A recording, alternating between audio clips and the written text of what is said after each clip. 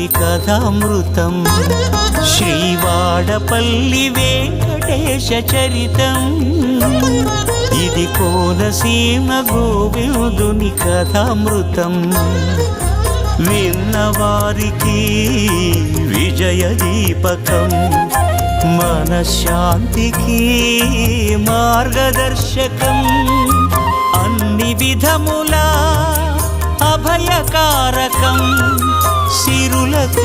సిద్ధికి శ్రీముఖం వాడపల్లి వెంకటేశ చరితం